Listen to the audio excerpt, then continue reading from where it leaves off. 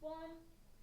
Coming up on Hashtag That. We're back with the latest Hollywood news updates. Today we are discussing the Oscar nominations, this week's TikTok trends, and the best rom-coms for you to watch this Valentine's Day. All that and more from Hamden to Hollywood. We are your source for Quinnipiac entertainment news.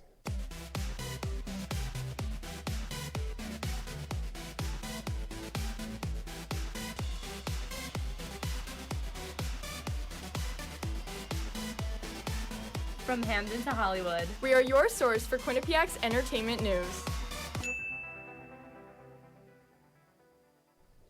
Welcome back to Hashtag That, and happy Valentine's Day, everyone. I'm Mason GLOD. And I'm Isabella Foley. We are really feeling the love today at Hashtag. Let's dive into some new Hollywood scoop.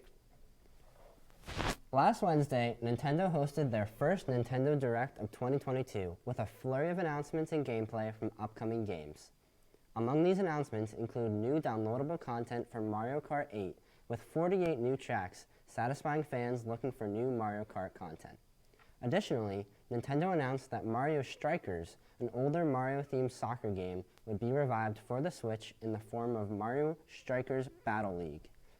The biggest announcement of the night was a new game called Nintendo Switch Sports, another installment in the Wii Sports franchise. As a retired high school volleyball player, I am extremely excited that volleyball will be added into the Nintendo Sports franchise. Super Bowl week means only one thing for entertainment fans: a whole bunch of trailers. In anticipation for the big game, trailers for the upcoming projects in Nope, The Atom Project, Moon Knight, The Lost City, Jurassic World Dominion, Lord of the Rings, The Power of the Rings, and more were released this week. The trailer that received the most attention was for the upcoming Marvel blockbuster, Doctor Strange in the Multiverse of Madness. This trailer included footage of fan favorites Doctor Strange and Wanda Maximoff, and also included a reference to a certain X-Men cameo.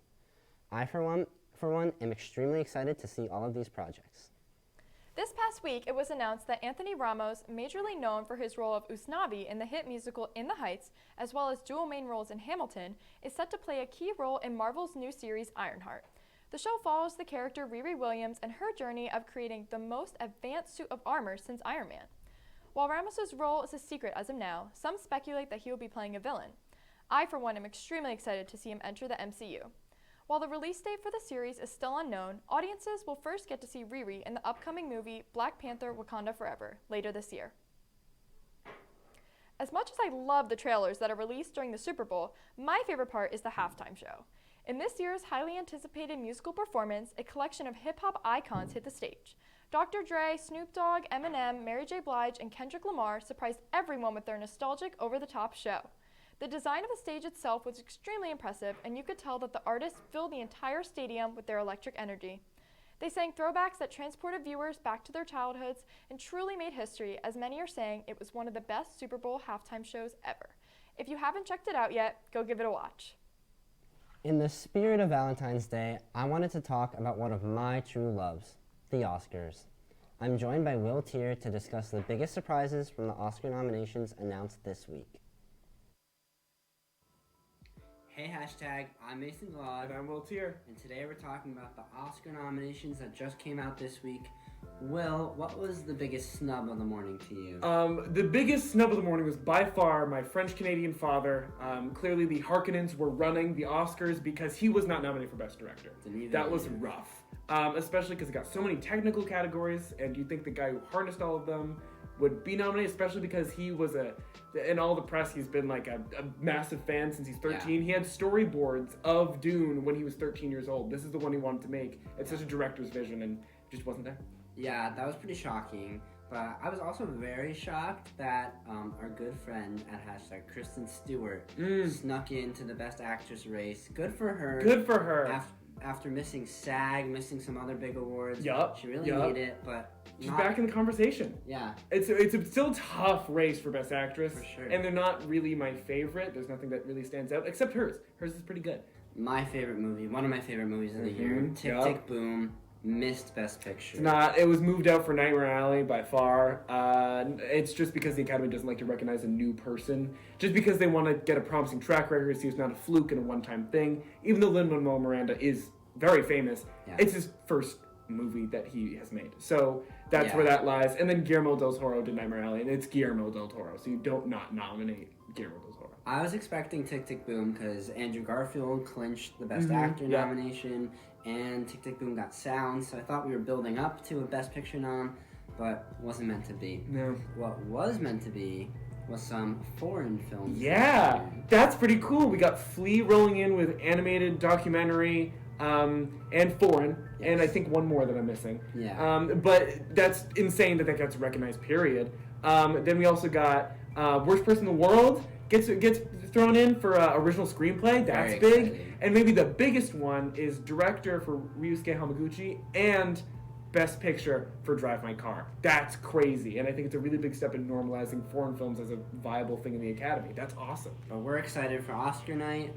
Look forward to some coverage of all the wins. Oh, 1,000%. And we will see you next time. Yeah, you got it. Bye. Stay tuned. We will be back after a short commercial break.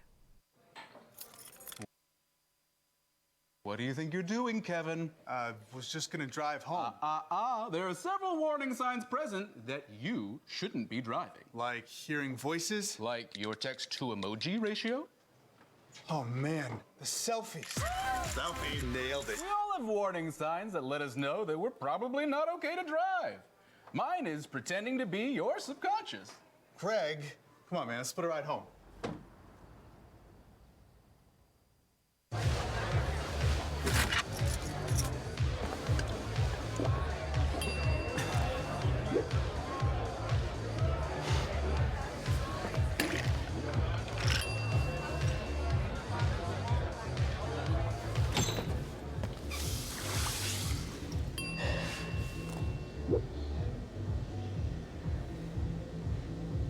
If you need to do something to feel okay to drive, you're not okay to drive. Don't drive buzzed. Multiple studies have shown that marijuana can slow both driver reaction and response time, which can be really dangerous. It's here. It's here. Wait. What? I can't drive. Why? My. Oh.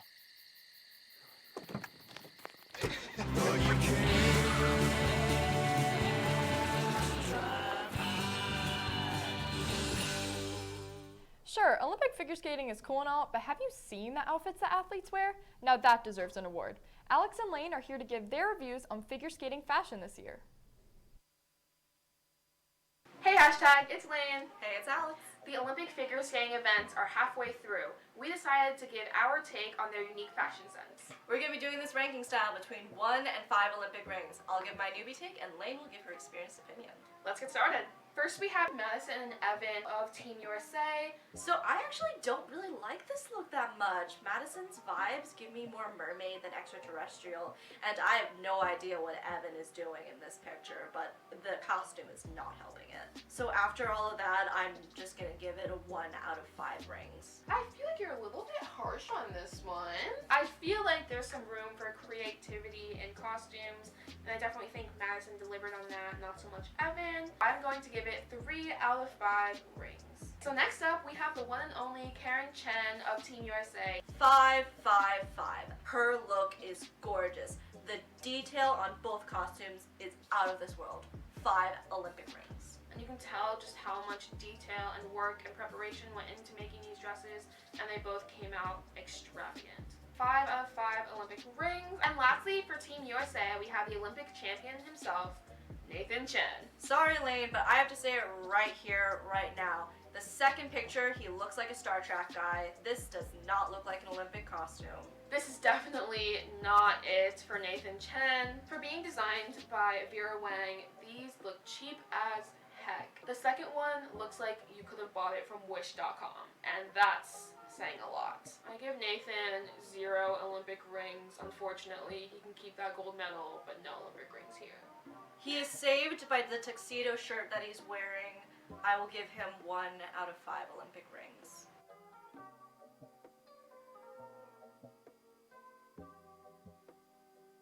Those were our takes on their Olympic looks. I'm Lane. I'm Alex. See you later, hashtag. Bye. I have to say, I can sort of ice skate, but I normally just go in sweatpants. Anyway, it's time for our new segment, Let's Talk the Talk, with Olivia Barros Johnson. Olivia, what's the newest TikTok news you have for us? Hey hashtag. Welcome to the first ever segment of Let's Talk the Talk. Here I'll tell you all about the newest TikTok trends and viral influencers of the past week. First up, we have your favorite Sesame Street character, Elmo. A few years ago, Elmo appeared as a guest on The Tonight Show with Jimmy Fallon. The two cooked up a sloppy Oscar that included onions, garlic, celery, and of course, balsamic vinegar. Elmo's audio went viral, especially among New Yorkers because of Elmo's New York City accent. Many influencers loved this audio because it reminded them of ordering food at the local deli. This weekend was the 56th Super Bowl, and while some were making bets on who would take home the championship title, people on TikTok were on the edge of their seats for the Cassie versus Maddie showdown. The TikTok sound of EUPHORIA star Maddie exchanging some choice words at Cassie blew up. Some TikTokers did their own version of the fight and even made sure to include the clack of Maddie's iconic nails. It has definitely been the talk of the internet this week. And finally, who's got a major bag alert? The song Major Bag Alert featuring Migos is trending right now. A major bag alert means you've got some money headed your way. With that being said, TikTokers are getting very creative with the captions they use for this sound. So I want to know, hashtag, what's your major bag alert? That's all I have for this week's Let's Talk the Talk. Back to you guys at the desk. Thanks, Liv. While this movie sounds a little spooky for this holiday, Nightmare Alley is sure to sweep you off your feet. Julia and Emily are here to give their full review of this newly Oscar-nominated film.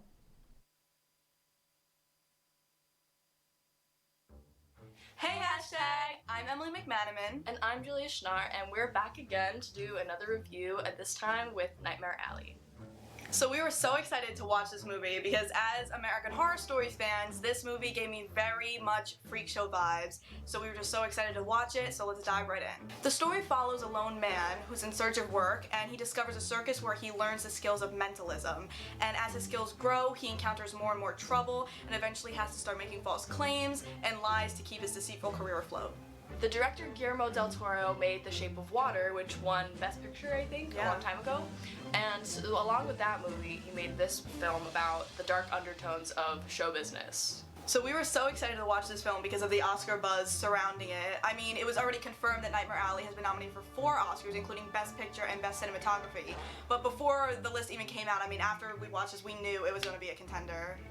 So this cast was completely stacked, from Bradley Cooper, Rooney Mara, Willem Dafoe, which I was really surprised to see, and then my favorite, Cate Blanchett. I say you use verbal signals of some sort to communicate between the two of you.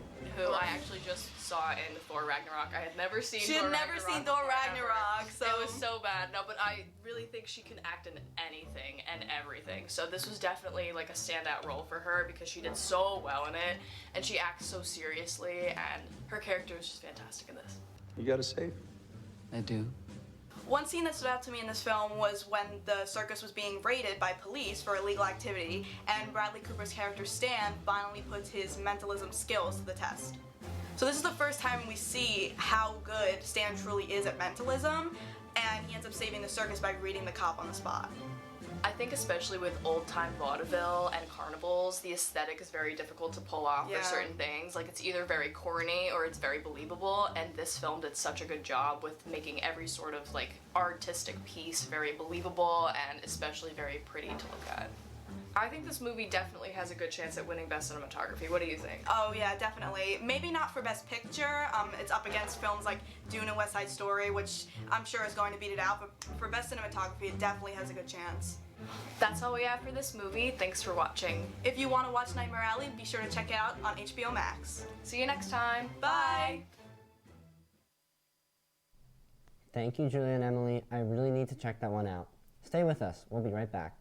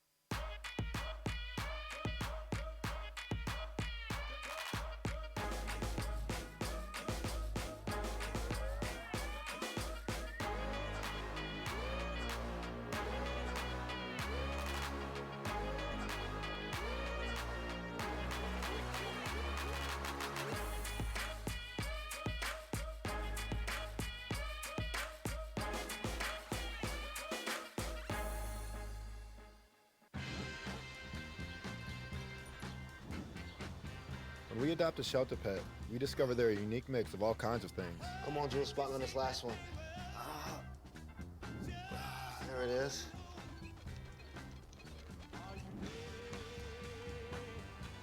Keep going with it. Leo. They're a little bit of a lot of things, but they're all pure love. Audrey Scafati is here with some exciting stories for this week's Hollywood News Update. Audrey, take it away. What's up, hashtag? Happy Valentine's Day. It's Audrey Scafati, and I'm here to give you the latest Hollywood news updates. First, let's start off with some of the latest Kardashian-Jenner news. Kylie Jenner and Travis Scott welcomed their second baby, Wolf Webster, into the world on February 2nd, one day after his big sister Stormi's birthday. That means that this lucky baby was born on 2/2/2022. Grandma Kris Jenner reposted Kylie's Instagram post saying, quote, "My beautiful grandson, God is so good," end quote. There is speculation that the announcement of this new baby was intentional and made to overshadow the recent Kim and Kanye drama. I'm also wondering if the secrecy is due to the controversy surrounding Travis Scott and the recent Astroworld tragedies. What do you guys think? Do you keep up with the Kardashians? Is the big deal made about this baby a ploy to cover other drama? Definitely think there's a lot of drama happening in the Kardashian-Jenner world right now, but I was pretty excited to hear about Kylie having a baby. Surprised by the name. What did you think about it all? I don't personally keep up with the Kardashians, but I think it's good, good for her. Yeah. And I will not be naming my baby Wolf, but I'm glad she did. I'm in full support. If they're happy, I'm happy too. What do you think, Audrey? I agree. I think Wolf is a little bit out there. I like Stormi, but Stormi and Wolf, why the heck not? I mean, they're famous, so I guess the baby's name has to be a little bit out there. I keep up with the Kardashians a little bit more than I would like to. And, I feel like same, congrats to the two of them. But we'll wish them all the best. Next, let's talk about Disney Plus's most recent Star Wars series, The Book of Boba Fett. The finale for the show started streaming last Wednesday. After his cameo appearances in the hit show The Mandalorian, Star Wars and Marvel icon Jon Favreau created an entire show around the beloved Star Wars character Boba Fett. The show starts with Fett climbing out of the Sarlacc pit, where he was left at the end of Return of the Jedi. We learn about how he regained his strength, took Jabba the Hutt's seat in Tatooine, and lived with the Tusken Raiders for a period of time. Eventually, the Mandalorian gets roped back in to help his friend and save Tatooine. Many viewers, myself included, think that Mando didn't just save Tatooine, he saved the show. What do you guys think? Did you like the Book of Boba Fett? Should his character have stayed in the Sarlacc pit? So I did watch the whole show, yes. And I hate to say this, but I think he should have stayed in the Sarlacc pit. Some of it was very good. I love The Mandalorian. I love Baby Grogu. So much fun. But the stuff with Boba Fett was not worth it. It was not interesting, and I didn't really care about it. So I'm just excited for Mandalorian Season 3. I know you didn't watch, but what do you think about this I series? haven't seen the show, but I mean, I've heard a lot about it. I've heard lots of mixed opinions and everything. And I heard the finale was super good. So, I love Baby Yoda, but I don't have much to say about Book of Boba Fett, but maybe I should check it out. What do you think, Audrey? I agree. I really loved Mando's cameos and his portion of this show. Otherwise, I really think that I did not need any more Boba Fett content. I'm content with him being just in the movies. But in general, I just thought that it was a good little story, and I'm also excited for Mando Season 3. For my final update, I'm going to talk about the iconic duo that is Ed Sheeran and Taylor Swift. On Friday, Ed released his new single, The Joker and the Queen, featuring the one and only Taylor Swift. The two friends have collaborated on multiple occasions in the past. Ed opened for Taylor on her Red Tour, and he's been featured on 3 of her songs. In 2013, Taylor released a music video for her song, Everything Has Changed, featuring Ed Sheeran. That video stars 2 little kids who hold an uncanny resemblance to the 2 stars. Also on Friday, Ed dropped a music video for The Joker and the Queen, starring those same actors, just 8 years older.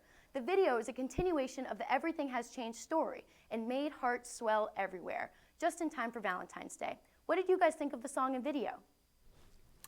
Well, we were lucky enough to watch the debut of the Ed and Taylor music video with Audrey herself. It was very exciting. I think it was really cool to see the actors all grown up, and I really loved the song. What about you? Sure. I mean, both of them are great artists, so I feel like we expected greatness, and I think it was a good song. I think, they did their jobs right, and I think everyone will kind of be listening to this one. It's a good Valentine's Day song to fit the mood today. What do you think, Audrey? As you guys know, I loved the song. I thought it was so pretty, I thought it was so sweet, and the music video was just awesome.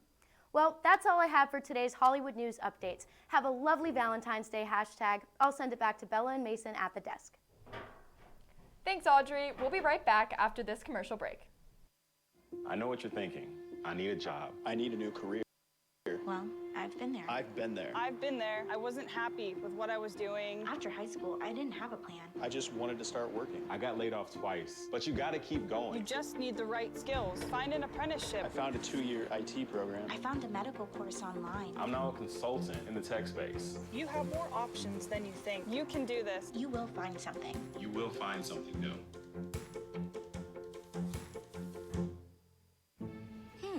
Maybe you can make retirement happen. After all, you made home ownership happen. Homeschooling yourself on loans, beefing up your credit score. So I'm pre-approved. You were like, yes! Sorry. Color coding listings, ticking boxes, and flushing every toilet in a 20-mile radius. Home sweet home. You aced house hunting. Now get the tips you need to get on track at aceyourretirement.org. Honey, what I think you need is a socket wrench. I played JV basketball. I'm sorry. I don't think it looks right. This is good, and it's all good, baby. Is it really all good?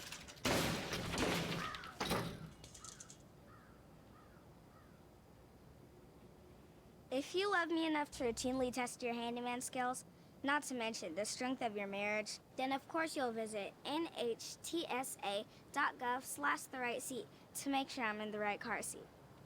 I'm gonna call my dad. You know it's that time of the year for cheesy movies, and I am a huge sucker for rom-coms, so I couldn't resist rating my top favorites with fellow hashtagger Haley. Check it out. Hey hashtag, it's Isabella. I'm Haley. And today we're going to be reviewing our favorite rom-coms and giving you guys some recommendations to watch for Valentine's Day. Hope you enjoy. Alright, so Haley and I are both going to say our top 2 favorite rom-com movies and then rate them out of 5. Haley, would you like to talk about your first one? Sure, I will hop right in and I will say I like Dirty Dancing and 13 Going on 30. Such good ones. Why do you love Dirty Dancing so much? So Dirty Dancing has an iconic song.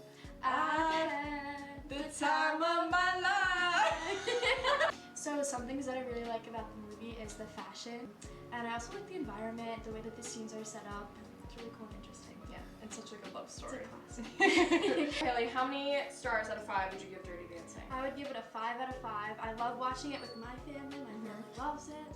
So what would you say? What's your top favorite? So my ultimate favorite rom-com of all time is 50 First Dates. Have you seen it before? I have. Oh my gosh, with Drew Barrymore and Adam Sandler. I could watch it a million times. It's basically about this woman who gets in a traumatic car accident and suffers from head trauma where every day she wakes up and can't remember the day before, so she has memory loss. And Adam Sandler's character basically tries to get her to fall in love with him again every single day. It's very sweet, it's funny, it's serious, it has everything you would want in a rom-com. I would also give 50 First Dates 5 out of 5. 11 out of 10. Absolutely love this movie. So moving on, my second one for today we're going to talk about is 13 Going on 30. Jennifer Garner stars as Jenna in this movie, and this girl has a birthday wish, and her fantasy comes true, becomes a reality, but she realizes it's not exactly what she really wanted and what her dreams were like. Yeah. So. I think it's a really fun movie and something different. I feel like not a lot of rom-coms are like that because it's very much fantasy, but it has very much to do with her childhood romance and kind of growing up is not what she thought it would be. What would you rate that out of 5? I would give it a 5 out of 5 too. Yeah. So my second pick is When Harry Met Sally. When Harry Met Sally is basically about these two people that meet and they kind of, it's always like right person, wrong time, and they kind of just don't know what's meant to be. And it's really heartwarming, really pulls at your heartstrings, and I absolutely love it. One of the new Valentine's Day movies that's coming out that we are very excited to see is called Marry Me, starring J-Lo and Owen Wilson. So you guys better see that. It came out February 11th, and we hope you guys go and check it out in theaters. We hope you guys enjoyed our review and have a very happy Valentine's Day from us at Hash. Happy Valentine's Day! Back to you guys at the desk. Thanks guys, I'll definitely have to give those movies a watch. Today we are playing a brand new game called Guess That Celeb Couple. Will Tier is here to tell us all about it and help us play. Valentine's Day. What is it about? Now, some may say it's about spending time with the person you love. Well, you guys are wrong. It's about living vicariously through the celebrity relationships that you love most. And that game is all about that. And so I'll be giving you 3 options, and you have to pick which celebs you think were previously romantically linked. All right. Let's begin. I'm ready. Question 1. Who did Jennifer Lopez date? Is it A, Bradley Cooper, B, Brad Pitt, or C, Vince Vaughn? Oh boy. My immediate reaction is Brad Pitt. I knew I was going to be bad at this game. This is I not good. We'll have to see how the first one goes, but I'm thinking Brad Pitt. I feel like it's a Brad. I feel like Brad Pitt is known as a very good-looking guy, so Yeah. maybe it's him. Yeah. What's the answer there, Will? It is the wrong Brad. It is Bradley Cooper. I knew it was a It is Brad, Bradley though. Cooper. The names sounded good together, but I Yep, wasn't we're gonna sure. have to move on. We're going to question 2. Who did Leonardo DiCaprio date? Is it A, Angelina Jolie, B, Naomi Campbell, or C, Jennifer Aniston? What do you think? I said Jennifer Aniston I was gonna say the same. because I don't think it's the other two, but I don't I know. feel like they'd be a good pair. I feel like perhaps they would have dated in Anybody's the past. lucky to date Leonardo DiCaprio. This is true. So. That's true, but your wrongs were, your answers on. weren't. It is Naomi Campbell. Naomi All right. Campbell. Oh man. We need to brush up on our celebrity couple Yeah, knowledge. I guess you're then. gonna have to. I guess you're gonna have to. Who did my wife? Sorry, I meant who did Emma Stone date? Is it A, Chris Evans, B, Kieran Culkin, or his brother C, Macaulay Culkin? Oh. I don't think she dated a Culkin, so I'm gonna go Chris Really? Evans. Why To don't you think Marvel, so? to Marvel people. I don't know. Oh. Because Chris Evans, again, anybody would be lucky to date Chris Yeah, Evans. true. So Be a good Marvel pair. Okay, well, unfortunately, the answer is Kieran Culkin. It is Darn. a Culkin. Chris Evans is an interesting play with 2 people in a Marvel property. Yeah. But I remember Kieran did it. That was during the time of Scott Pilgrim vs. the World. Is that era of got Kieran, it, right when got they're it. both rising up at the same time? So this Makes probably sense. Got thought it. about that. Number 4, who did Harry Styles date? Oh, okay. Okay. We should know this. All right, Nicole Scherzinger, B, Kylie Jenner, or C, Bella Hadid. It was not Kylie Jenner. It was not Kylie Jenner. Maybe Bella Hadid. You say that one, I'm gonna say the first one, so one of us is right. Okay. Let's do. Okay. The answer is Nicole Scherzinger. Nicole Scherzinger was the answer. Nice. Okay. Awesome. Number 5. Which of these celebs did Mariah Carey date? Ooh. A, John Legend. Okay. B, Derek Jeter. Or C, John Mayer. I want to go with John Mayer. I feel like 2 singers. I don't think so. Is he a lot younger than I think her? you're wrong. Okay, well, who do you think? I'm gonna go with John Legend. I feel like John Legend's been with Chrissy Teigen for so long. Oh, that's true. I kind of forgot about Chrissy Teigen. How can you forget? They've been married for so forgot about long. Chrissy Teigen. But What's the answer, unfortunately, Will? the answer is Derek Jeter. Wow. We're so we really bad. need to Derek brush Jeter. up on our You gotta knowledge. brush up. You gotta talk to Karina. Karina can help you with that. We definitely learned a lot. Okay. Thank you so much, Thank Will. you so much, Absolutely. Will. Thank you. For our news segment this week, we will be shouting out some good news. A small town called Lover, located in Wiltshire, England, celebrates Valentine's Day in a very special way for the past 5 years. Residents from the village have stamped and sent out more than 8,000 cards and letters all around the world with the saying, quote, "Sent from Lover." Lover is most definitely keeping the love alive this holiday.